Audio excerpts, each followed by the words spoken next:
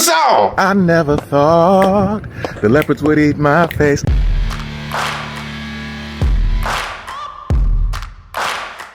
Welcome to Racist of the Week. This is where we usually expose the stupidity and hypocrisy of discrimination in hopes we can build a more perfect union. And also laugh. As usual, I would like to thank today's sponsor, Racism. And don't forget to like and subscribe to the page, and definitely leave me any possible suggestions for nominees in the comments. By the way, if you haven't checked out the latest Racist of the Week compilation, it is live on my page.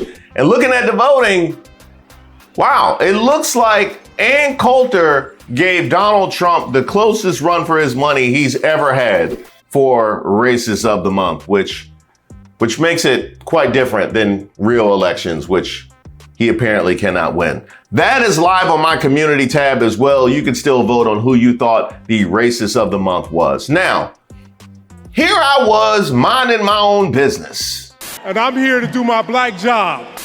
That's right, minding my own black business. And then I see this headline. Now, we've seen black conservatives before.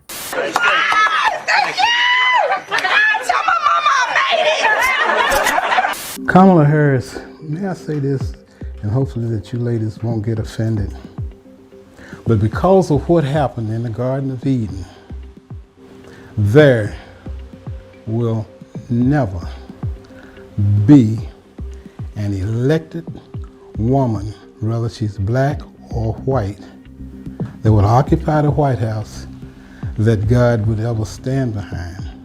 And we're here to say that Black lives, Black lives, Black lives. Thank you very much, family. But this one would be a little bit different. He's not known as a reactionary type person, and I would venture to say that the lawsuit has merit. Claiming he was called a slave by a far-right group. Now his lawsuit is making national headlines. A Lee County man says he was out campaigning for former President Trump when the term was thrown at him. He says he was also bribed to get dirt on a local leader. Tonight, NBC2's Gina Tomlinson is looking into this case.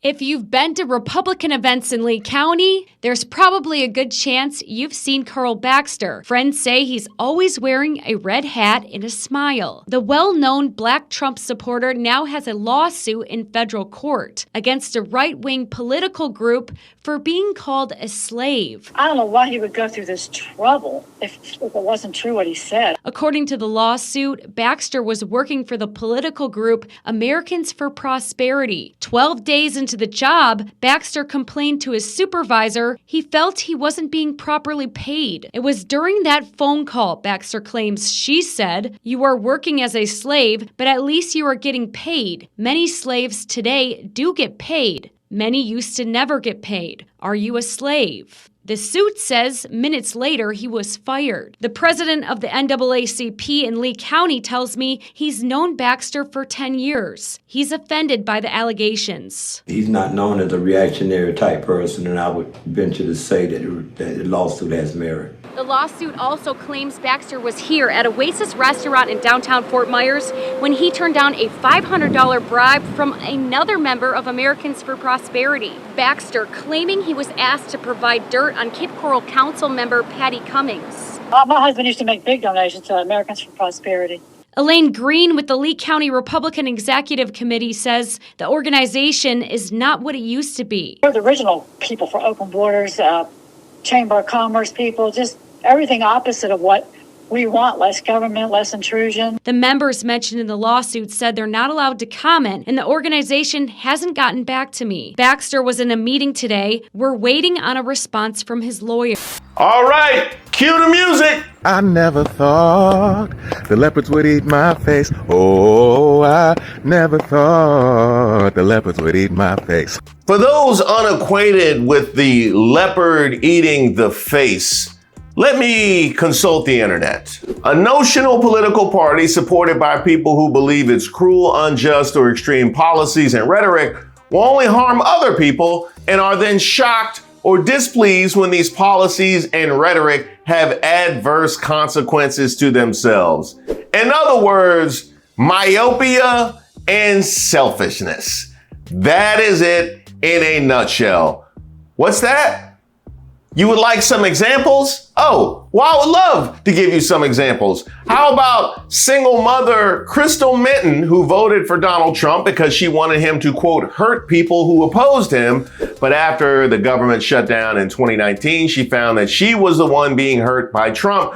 Minton, a secretary at a federal prison, was out of work during the shutdown and unable to care for her children and disabled parents. Quote, I voted for him and he's the one who's doing this, she told the New York Times. I thought he was going to do good things. He's not hurting the people he needs to be hurting. As long as he's hurting people, all right? Yeah, it's okay that he's hurting people as long as it's those people. How about another one? After funding conservative candidates that were focused on abortion, bathrooms, and transgender restrictions, Republican Party mega donor Peter Thiel found himself unhappy with the party's direction. As a result, he decided to refrain from donating to any candidates running for office in 2024. In response to the story, a Redditor in the LAMF, that's Leopards Eating My Face community, commented, "You bought the ticket, Thiel, now you take the ride." How about we go for one more? Fueled by their religious convictions, Republicans in several states successfully passed laws banning books containing inappropriate sexual content and sensitive subject matters.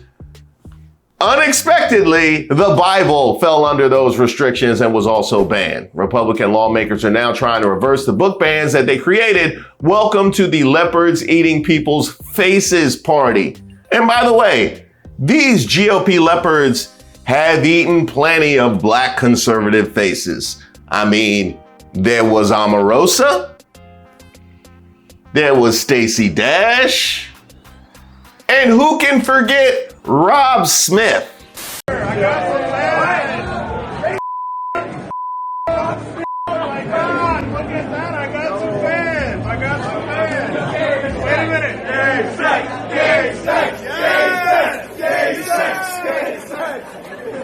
Yes, Nick Fuentes loves gay sex. No, he doesn't.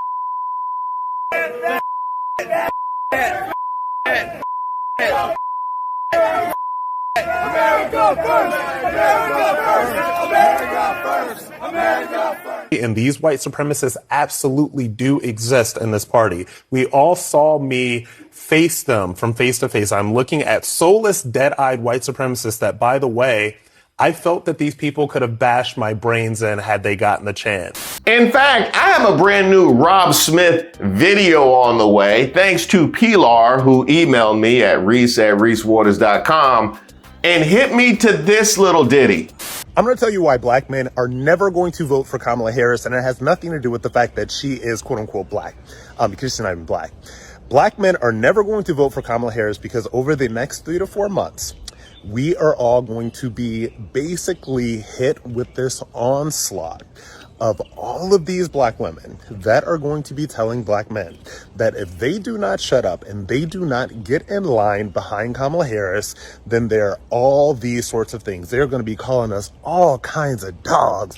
We hate black women. We don't respect them, etc., etc.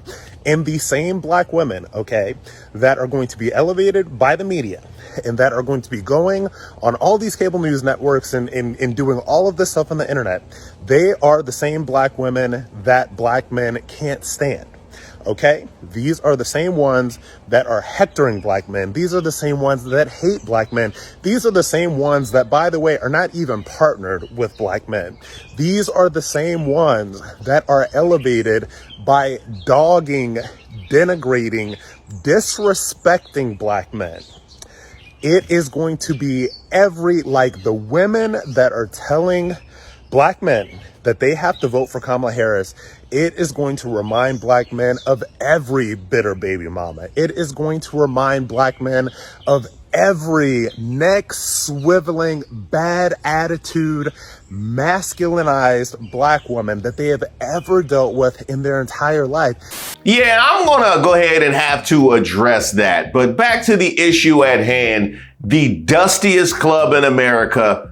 Welcome, Carl Baxter. Okay, let's run this down.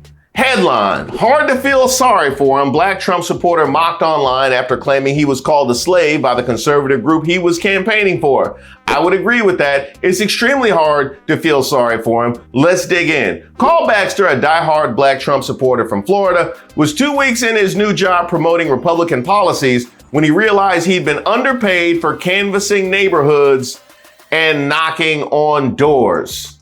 Now, he says he was underpaid.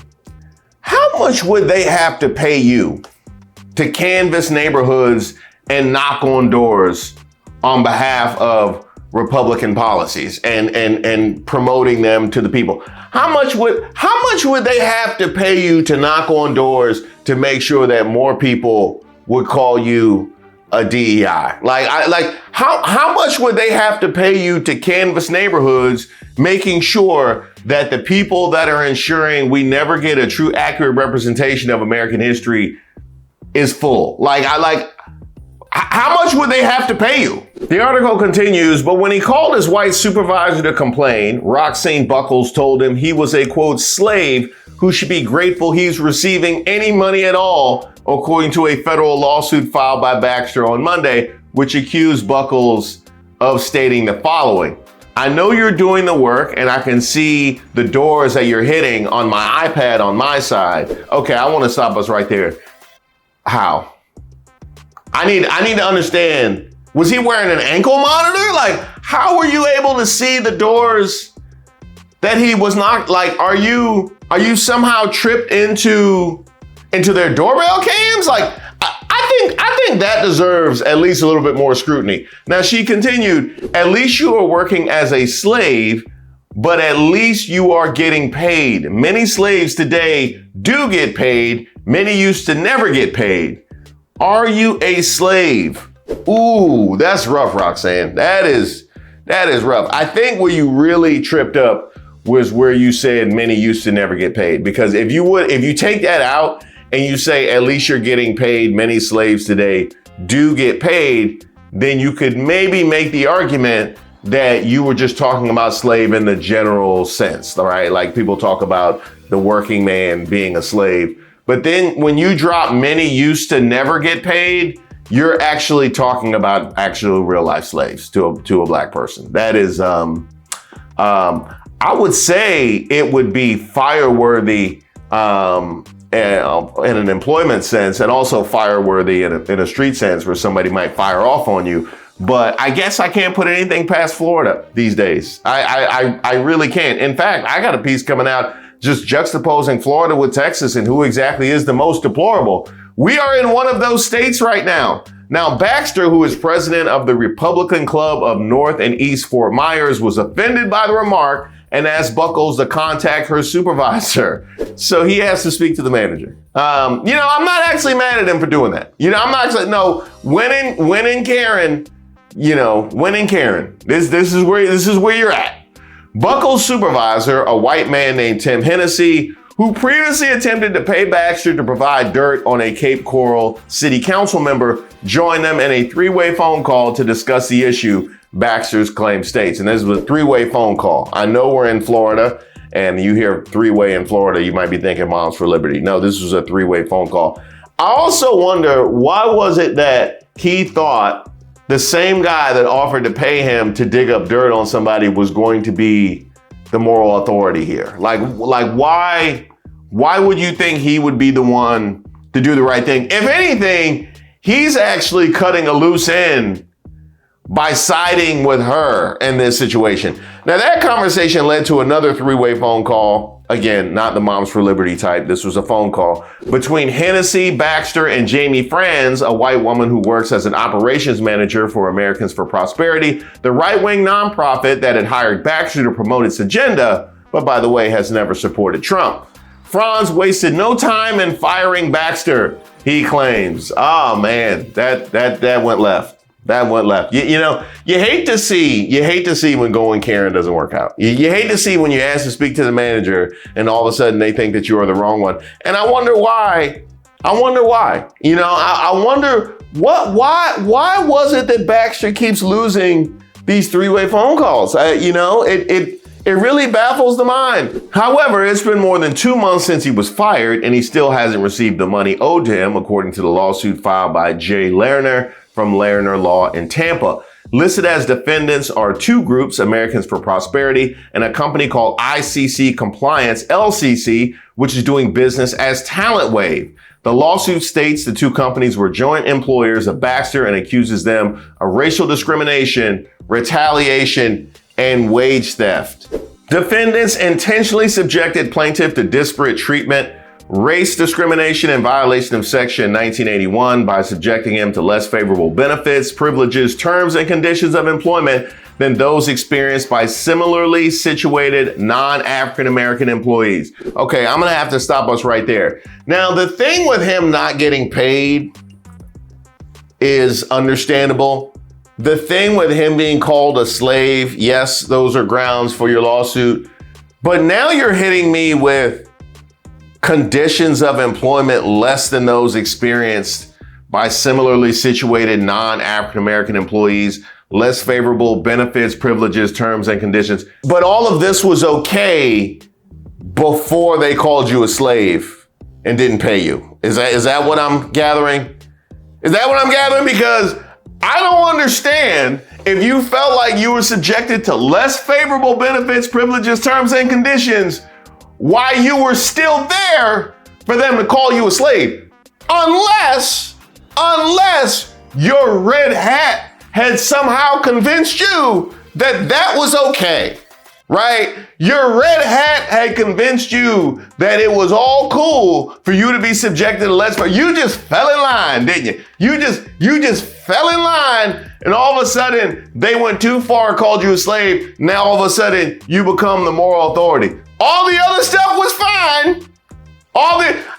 You can treat me like that, just don't call me that. Specifically, defendants refused to pay the plaintiff for his employment services, instead calling him a slave, but did pay similarly situated non-African American employees for their employment services.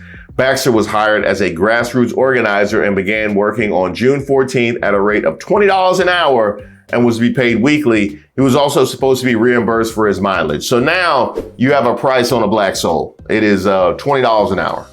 Yeah, when I asked at the beginning, how much would they have to pay you to go out into the community and grassrootsly try and work against the Civil Rights Act and the Voting Rights Act? $20 an hour. Okay, at least we know. His main job duties required him to canvass neighborhoods and speak to voters about the policies being drafted by Americans for Prosperity, the conservative libertarian advocacy group founded by Charles Koch and the late David Koch, neither of whom has ever supported Trump, although that's a hair too small for me to even see at this point. Baxter, on the other hand, has long supported Trump, according to several photos on his Facebook page, where he's usually wearing a red MAGA cap and is usually the only black man standing among groups of white Republicans. So there you have it, thinking that the cap was going to make sure that you got fair treatment. You didn't, and you still decided to soldier on. But when they didn't pay you and called you the slave, that was too far. That you don't have to treat me equal, just at least 3/5 of equal. The lawsuit states that Hennessy approached Baxter shortly after he had started working and offered him $500 to provide dirt on Cape Coral Council member Patty Cummings, who earlier this month pleaded guilty to 3 felony counts of fraud for lying about where she lived while running for office in 2022. Cummings was suspended last year by Florida Governor Ron DeSantis shortly after her arrest, was sentenced to 24 months probation after pleading guilty. Baxter refused to accept the $500 to dig up dirt on Cummings, get this, because she was a loyal Trump supporter like himself.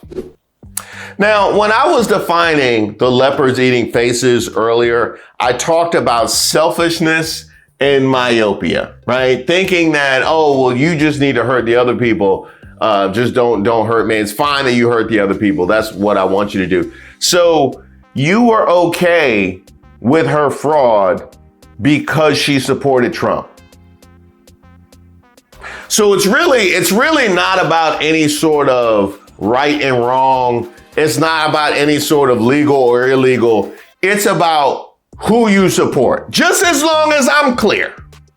Just as long as I'm clear, it's just about who you support. This is really giving, because I watch a lot of crime shows, I watch a lot of ID, and occasionally they'll interview like the mama or the sister of the perpetrator. He never hurt nobody. Ma'am, we found all of the evidence in a duffel bag in his closet, and it had his name on it. And he also, we also have video footage of him wearing those clothes and committing the crime. So I believe he did, in fact, hurt somebody. It wasn't that.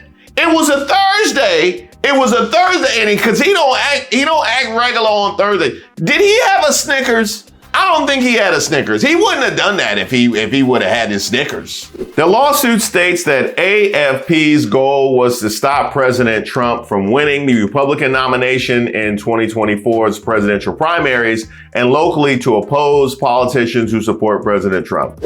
And they were doing that by canvassing the community in support of conservative policies. That's what you're going with? That's what you want to go with? Hey, cue the song. I never thought the leopards would eat my face. Oh, I never thought the leopards would eat my face. Now here's what I have to ask you. If anybody brown who's not supporting their supremacist views is a DEI, if here in the state of Florida, they're trying to assert that slaves learn skills that help them moving forward. If that's where they're at with it, how am I supposed to react when all of a sudden they don't treat you like they treat everybody else when you were doing their work? Clearly, they see you as a tool that is useful to advance their views and nothing more. And that's pretty easy to see. The only reason you would sign up for that is all of the motivations of a pick-me. So how am I supposed to receive a pick-me when he limps back home? Like Omarosa before you and Stacey Dash and Rob Smith, y'all are just the sorriest prodigal sons and daughters we ever wanted to see. You definitely can't come to the front door, and I don't even know if the back is open. Now, do we have a racist of the week? I'm not entirely sure, but we certainly have a cornball of the week. Thank you guys so much for watching the video, and especially those of you that have liked and subscribed to the page. Did y'all know I had a website? I know, it's so kind of old-fashioned these days. Yes, I have a website, ReeseWaters.com. There you'll find my most recent work, but also my past work if you want to know a little bit more about me. You'll also find a portal where you can sign up for my newsletter. You could also sign up by sending me an email at reese@reesewaters.com. You could also send me any suggestions for ideas, something I need to take a look at, or you just want to say hello. And by the way, if you go to the website now, you'll find a little something special. That's right, we got merch. There's mugs there, there's t-shirts there, there's hats there, repping street politics, troubled waters, and of course, racist of the week. Where would we be without racist of the week? I don't know that I would have any content.